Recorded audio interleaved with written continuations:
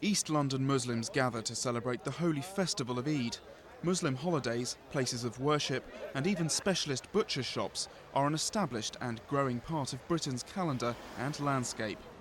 My manager, he knows about what is Eid, but he's not Muslim.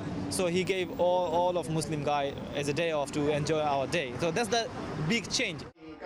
However, this follows what has been a tough decade for the country's 2 million plus Muslims.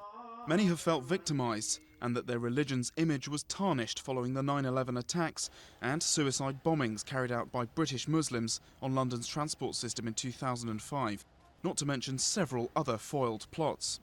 Much work, though, has been done in the community to tackle extremism. The Muslim Youth Helpline was set up 10 years ago. Muslim Youth Helpline. They've provided a moderate listening ear to over 30,000 people facing a range of problems, some of which could lead to radical violence. Often terrorism is not completely detached from other issues that young people face. Often they can have mental health problems or they can be vulnerable and they need support from their community.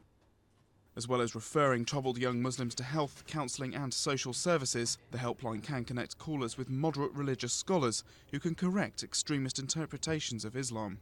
This anti-extremism think tank says many Muslim leaders here are still in a state of denial about the extent and dangers of extremist ideology. Things are, I would say, moving in the right direction. You're starting to see more moderate voices come forward and address the issue. But still, I think there's a long way to go before we find, Muslim communities here, comfortable and able to openly acknowledge the problems that exist within the communities.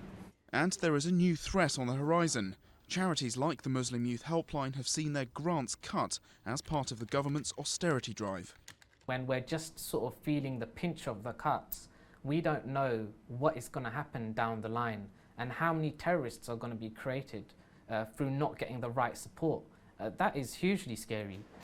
A sobering thought as the world marks 10 years since the September 11th attacks. The fight for the image and soul of Britain's Muslim community looks set to continue.